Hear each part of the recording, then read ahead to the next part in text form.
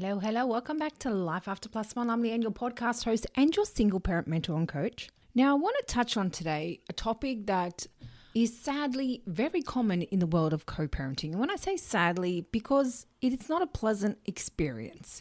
And one thing that many single parents are shocked to discover when they're going through this is that it's a very common thing. And I know for myself, from my own personal experience, and from all the single parents that I work with on a daily basis, they are extremely shocked to discover that it's not just them. Because when you're going through this, it is really, what's the word for it? Horrific in a way. It really is. It's mind-boggling. It's exhausting. It sucks the life out of you. Every negative emotion you can think of, you probably go through this when you're dealing with a high conflict ex that likes to emotionally manipulate you. And it is very eye-opening when you discover it's not just you. And a lot of people do think this. They just think, well, this is my ex. My ex is just being an asshole. This is who they are. Yes, it is who they are, but it's also who a lot of people are when they go through their breakup. And sadly, this is how they handle it. Why they do it? Because they want to stroke their ego. They want to feel better about themselves. They want to maintain that power and control. It's all about them. It's all about their image. It's all about them wanting to have the final say. So today I'm going to talk about that. The common mistakes so many single parents make when they're dealing with a high conflict co-parent. So today I'm going to unpack it all for you. Welcome to the Life After Plus One podcast, where we turn life's lemons into delightful lemonade. Get ready for inspiring stories, uplifting conversations, and all the tips and tricks to rock your single parent journey with style. I'm your host, Leanne, and it's time to embrace the adventure of Life After Plus One. So let's dive in. Now, straight off the bat, when you are dealing with a high conflict co-parent, narcissistic co-parent, someone that's extremely toxic, uncooperative, does anything and everything to make your life difficult, it really sucks the confidence out of you. It sucks the self-worth out of you. It just makes you doubt everything, because that's what they do. They put you in a situation where you're constantly questioning yourself. They know how to manipulate the situation. They know how to twist the story to suit them. And when you've just gone through a breakup and your confidence is at a low and that belief in yourself is at a low and you're just constantly doubting yourself, that's when you start to possibly believe them. Maybe they're right. Maybe it is me. Maybe it is my fault. And you get sucked into their toxic games, unfortunately. And it takes some time to actually get to the other side to realize, hold on, this isn't me. This is them. So when you do eventually get to that other side, or when you do finally realize, hold on, I haven't done anything wrong here, I'm going to start speaking up for myself. When you get to that phase, that's when a lot of single parents just come in full angry mode. It's like, right, how dare you? And usually this phase comes around the time when you start getting villainized and you start getting blamed for everything, because there's a period where you're believing it. Yeah, maybe it's my fault. Maybe I did this. Maybe I could have tried better. Maybe I could have fixed this. Maybe I should have said that. Maybe I shouldn't have spoken up. Maybe I was too needy. All these things, do they sound familiar?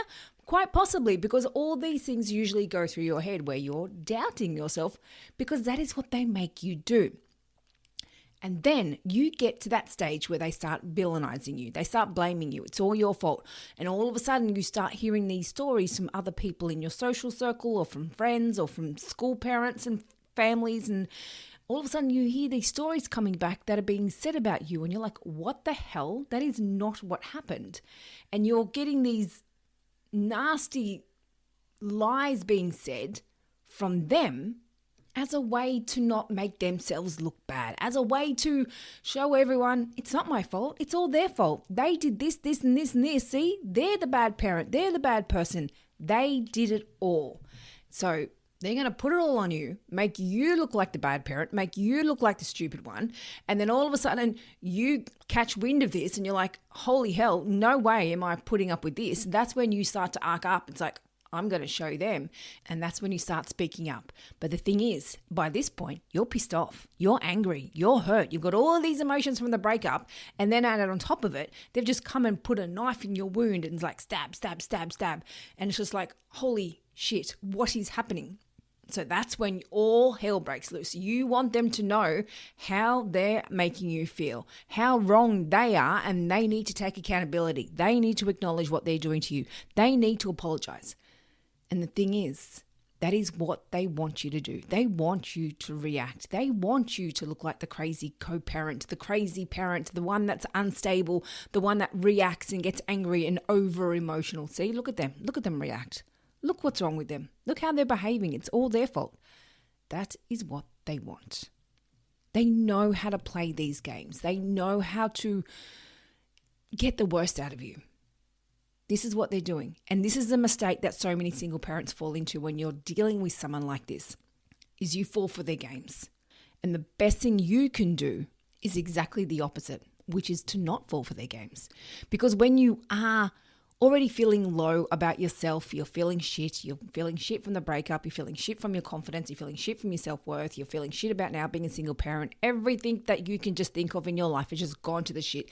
And that one person that you loved more than anything, your partner, your everything, has just gone and shitted on you and blamed you for everything. And your emotions are boiling over. You're at breaking point.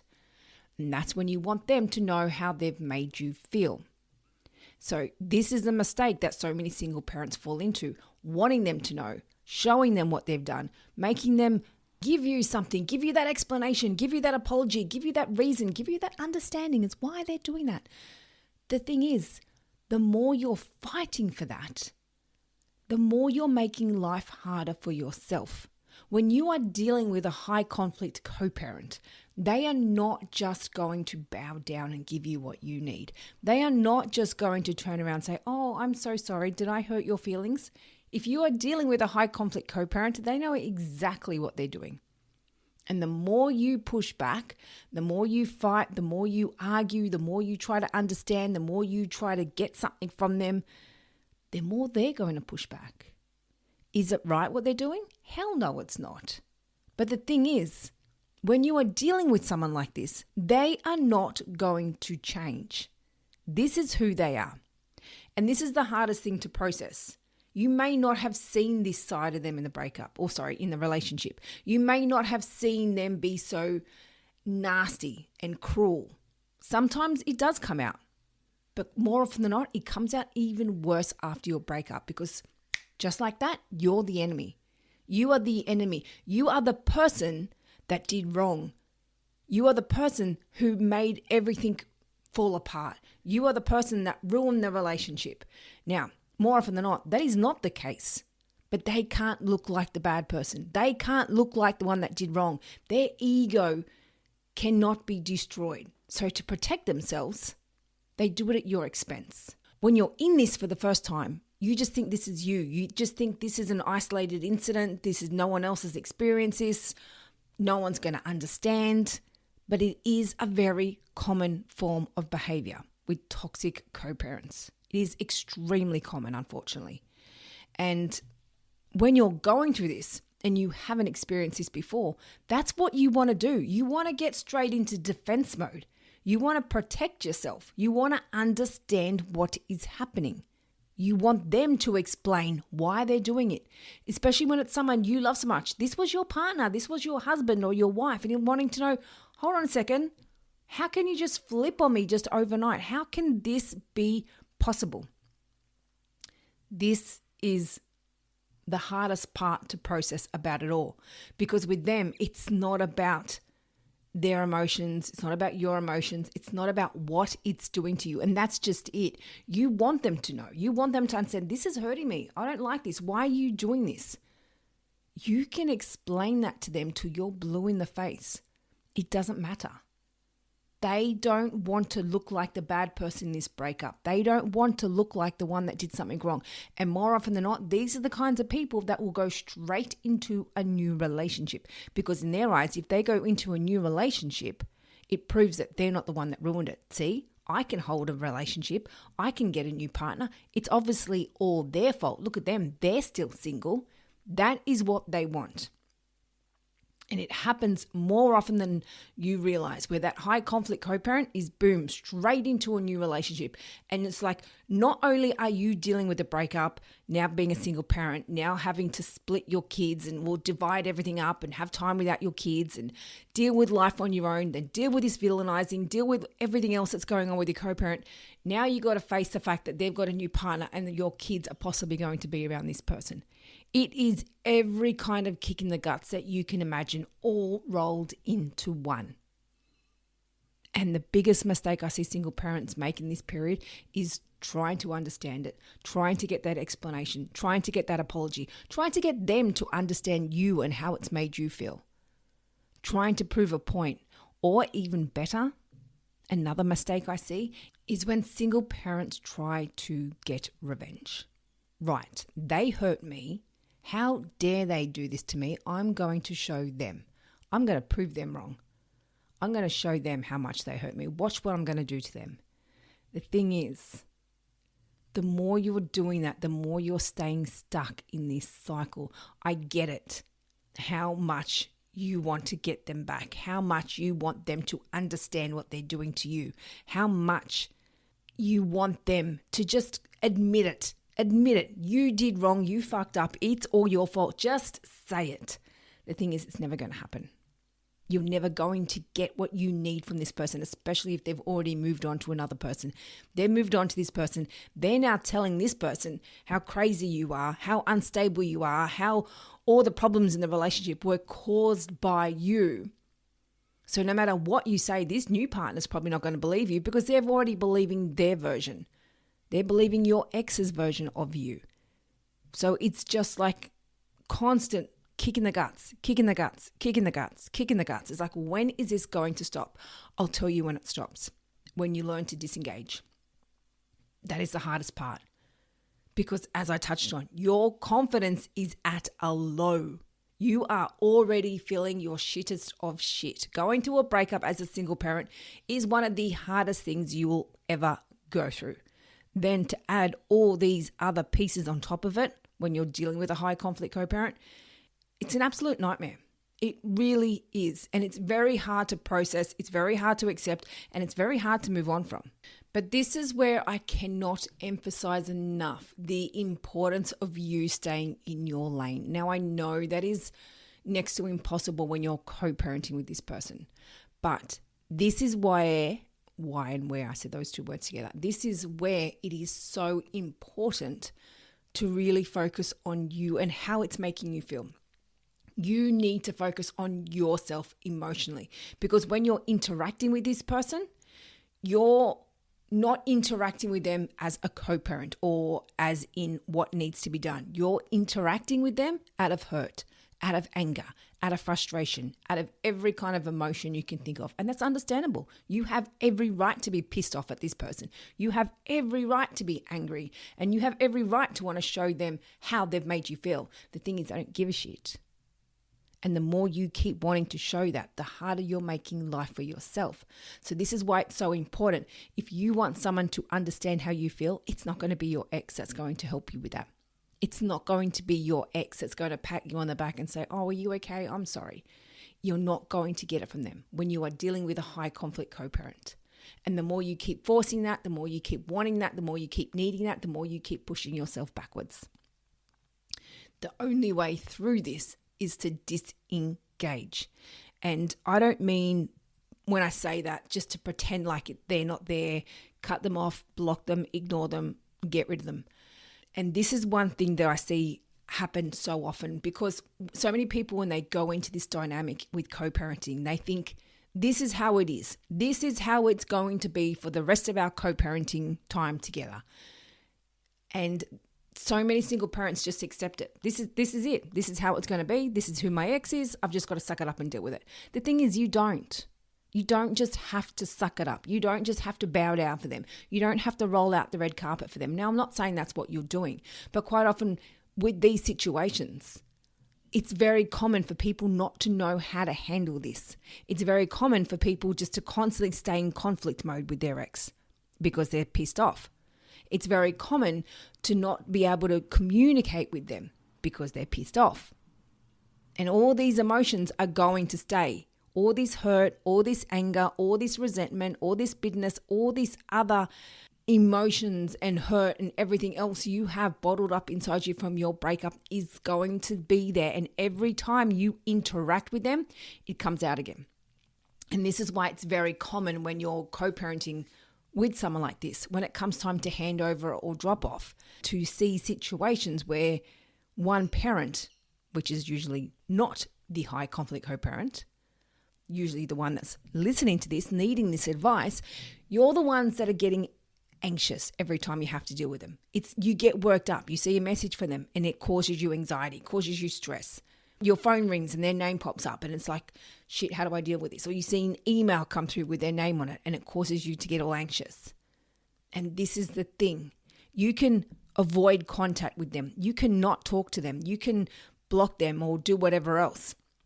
But every time you find a way to interact, well, not find a way, but every time you do interact with them, whether it's by choice or not by choice, it could be at a kid's event, a school event, a sports event, anything, and you see them there. You can't just constantly avoid them, especially when you have to co-parent with this person. This is where here it is most important to understand yourself. This is why it is so important to just pretend like, I'm fine, I'll be okay, I'll get through it. But deep down, you know you're not. Deep down, you know you're shattered. They have ripped out your heart and they've shattered it into a million pieces. They've stood on it, they've thrown it, they've kicked it, they've done everything possible. And you're here now slowly trying to rebuild your life and thinking, what the fuck, how do I do this? And then you just soldier on, go to bed, get back up the next day. I'm fine, I'll be good, I'll be fine. But that doesn't fix anything. That doesn't change anything. And then next time you're in contact with them, you're going through this same cycle again. And the only way to change this is by one, understanding how this is making you feel. Because yes, they are the problem. The problem is them. The issue is them. But the thing is, what so many people overlook is there is still an underlying issue under that. They are causing the problem. But what is the problem doing to you? How is that making you feel? What is happening in you when they're doing this to you? That is what your focus is, not them. Because at the end of the day, 10 years down the track, they could still be the exact same person doing the exact same things, causing the exact same problems, doing the exact same, or saying the exact same comments. You can't change that. But do you really want to be in a co-parenting dynamic where 10, 20 years down the track, you're still dealing with these exact same issues? And that's where so many single parents get in this mindset of this is who they are. I've just got to suck it up and deal with it. No, you don't. You've got to know how to deal with it. And that's the thing. And it's not about changing you, or it's not about doing something because they're being an arsehole. So why do I have to change? It's about understanding why you're getting triggered. It's about understanding all this hurt, because doing this, going through this process where you've gone through a breakup, you've become a single parent, your life's just been thrown upside down, you've been blamed, you've been villainized, you've been replaced, discarded, everything under the sun. You can't just go on and pretend you're fine. There's all these emotions there, all this anxiety, all this stress, all this, everything else is still there under the surface. And the more you avoid it, the longer it's going to stay there. So this is why it's so important to realize working through this is not about changing your ex. It's not about saying, well, there's something wrong with me. It's about saying they're doing something to you that's causing you to react, and that's what needs your attention, because they're not going to stop. This is what a lot of people do forget, that you can take away the person. You can take them out, put them in a little box, put them over here, lock up that box and never have to see them again. But those emotions, the way they've made you feel, what they've done to you is still there. That is still there, lingering under the surface. And this is what happens when people go back into the dating world. They've been through this horrific experience, which so many people downplay. It's fine. It's not a big deal. It's not a big deal. It is a big deal. It's huge what you've just been through. But then they go back into the dating world for multiple reasons. One, because maybe they are ready. Two, because they feel like I just don't want to be alone anymore. I'm sick of being on my own. The kids are going to the other parents. I just don't want to be on my own and I just need someone. I'm sick of having to do it all by myself. Financially, it's getting too hard. There's all these reasons why people go into the dating world, and I'm not against it because I'm here for everyone finding their love. But I'm here for everyone finding their love at the right time and not rushing that process. Because when you do rush the process, that's when you go back into it with all these wounds still there. And this is one of the biggest mistakes I see people go through when they've gone through this high conflict breakup. This isn't something you can just overlook. This is a huge deal. And then when you pretend like it's not and you're going back into the dating world, you are very guarded. You find it hard to trust. You find it hard to be vulnerable. You find it hard to open up. You find it hard to ignore the red flags. You find it hard. This is when more often than not, you cling to people. You see someone, they show interest in you. It's like, oh, I got to make it work. I got to make it work. They've shown me that they like them, so they're a nice person. So we've got to make this work. This is when you're clinging to relationships because you're wanting that reassurance. You're wanting that validation to say, see, it wasn't me. I am a good person. There's nothing wrong with me. And even though you're not saying that in the moment, deep down, that's what everyone wants. Everyone just wants to feel loved. Everyone wants to feel accepted. Everyone wants to feel validated. But when you're doing that in the wrong frame of mind, when you're doing that from a hurt headspace, you're not going to get a healthy outcome from that, which means a healthy relationship. If you want a healthy relationship, you need to go in with a healthy mindset. And by that, I mean not being guarded, not being triggered, not carrying all those emotional wounds from the past. Because even though you may be going into this relationship and it may be a completely different person, it might not be your ex and they may seem lovely, but come to that point where you get triggered and something happens and it brings up all these memories from the past. Boom. And then this is why so many people go into the relationship cycle, the dating cycle, and more often than not, they repeat the same patterns. And they're like, hold on, what just happened? It's like I've just gone through this same relationship again. I've been broken up the exact same way. What the hell just happened? This is what happens when you go into a relationship. Even though it's a different person, you've still got the same mindset. You've still got the same wounds there. You've still got all that hurt there. But I understand when you've gone through this and you've gone through such a high conflict breakup, you feel like you need someone there. You feel like you need that support. You want someone to give you that connection, that love, that understanding, that you want someone there to listen to you. And also what makes it even harder is seeing your ex with their new partner, because like I said before, more often than not, they already have moved on. So you're seeing them all happy, them all with their new partner. And then it makes you feel like, well, maybe it is my fault. Maybe I am the failure. Maybe I am wrong. And that's when you start wanting to find that person and you're wanting someone to make you feel better because of everything you've just been through. You're wanting that. You're wanting evidence that there is good people out there. You're wanting evidence that it's not all your fault. You're wanting evidence that you're not going to be alone forever. But the thing is, you don't need that evidence from the dating world. You need to get it from yourself. And this is one thing I say more often than you realize in my coaching sessions. That validation that you're trying to get from your ex, it's not going to come from them. It comes from you. And I've said that, I can't even tell you how many times I said that in my coaching sessions. And I know a few times I've said that and it's like I see their jaw drop. It's like, what? What do you mean? They need to give me what I need. No, it comes from you. It comes from you understanding yourself. And this is the important part of healing and letting go and moving on and working through everything. And this is why I was saying, when you're going to a breakup or when you've gone to a breakup with a high conflict co-parent, working through everything is not about, well, they've done this to me, why should I have to work through anything? It's about understanding yourself, understanding why it's making you feel this way. Hey, we know why you're hurt because of what they're doing. But the thing is, you get to a point eventually when you disengage, when you emotionally detach and you can not let it bother you. You don't take it personally. You take everything they say with a grain of salt. And that is what happens when you work through those emotions.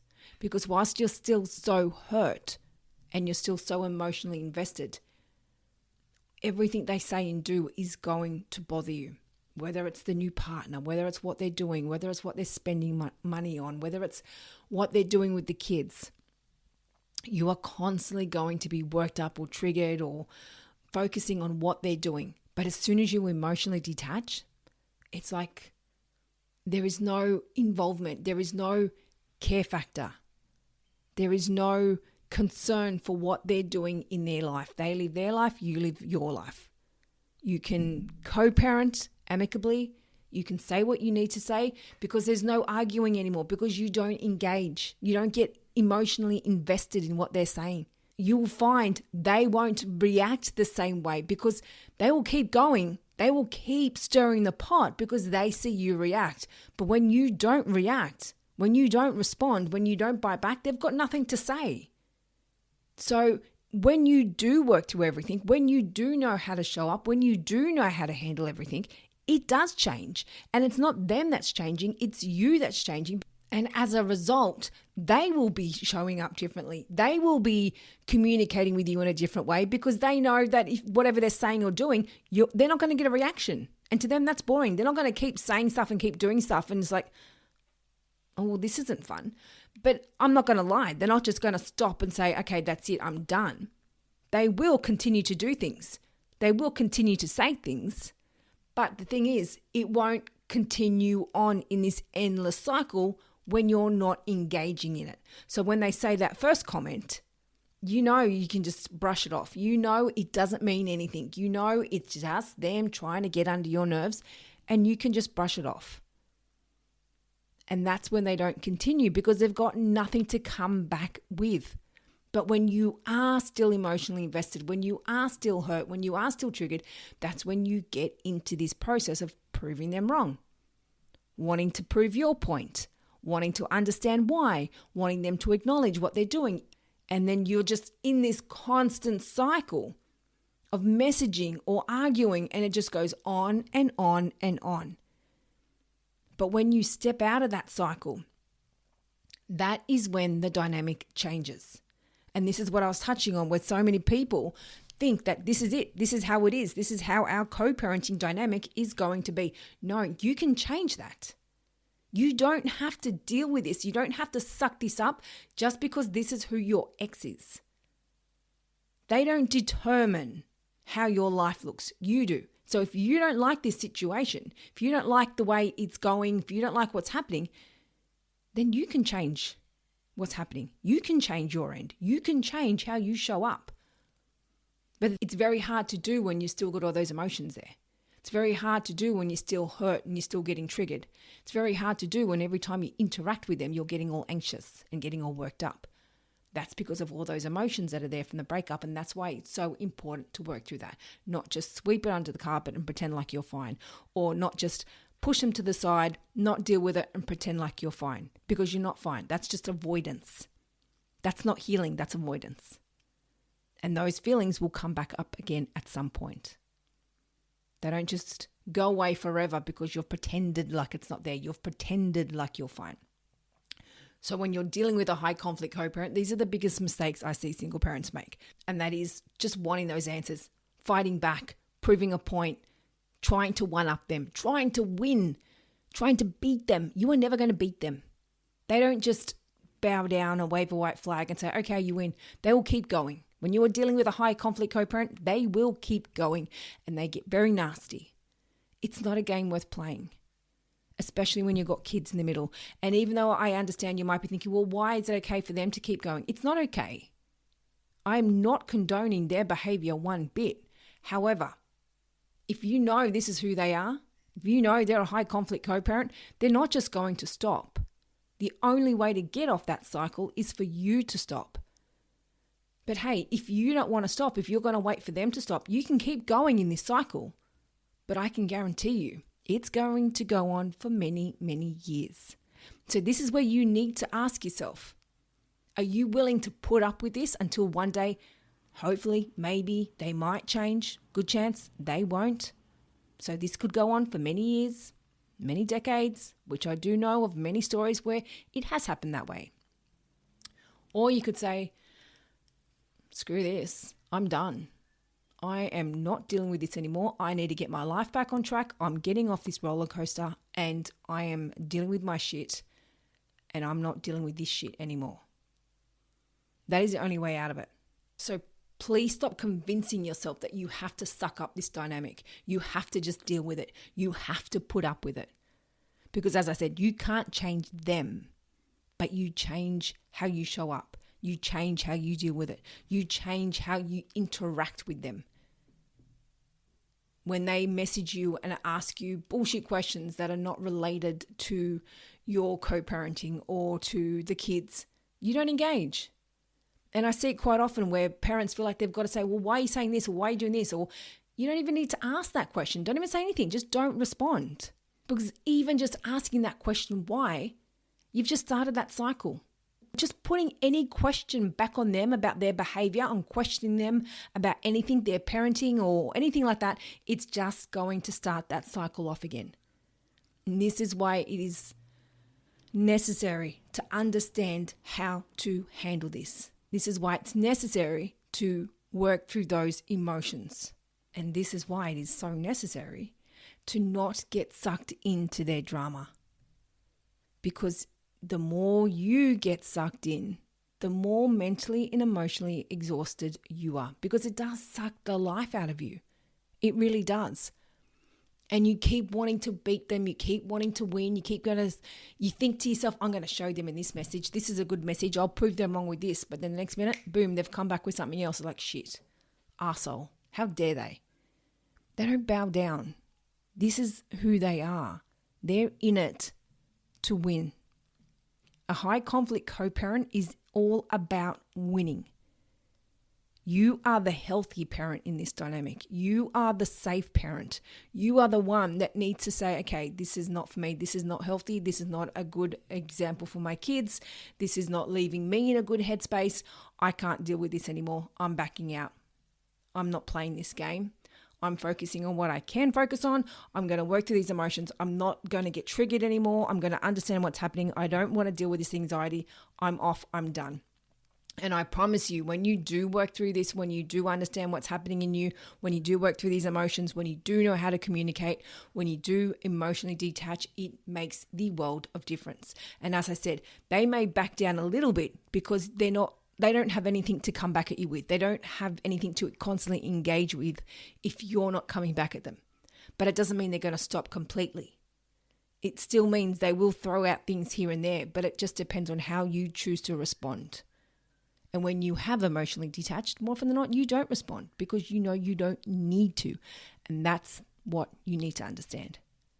So if you are dealing with a high conflict co-parent, I do have on my website, and it's also, the link for this is in my show notes, is my latest book on co-parenting with a narcissist. It has everything you need to know. And it's not just talking about them. I mean, you can Google that anywhere, right? You can ask ChatGPT about their behaviors and whatever else, but it's not about them. I mean, it does explain different patterns and different things you deal with, but it also talks about what you need to do and how to handle it, how to show up. And it's also got little questions, little things to focus on. So it's kind of like got a little mini coaching session at the end of each chapter where there's questions and things that you can reflect on and work through.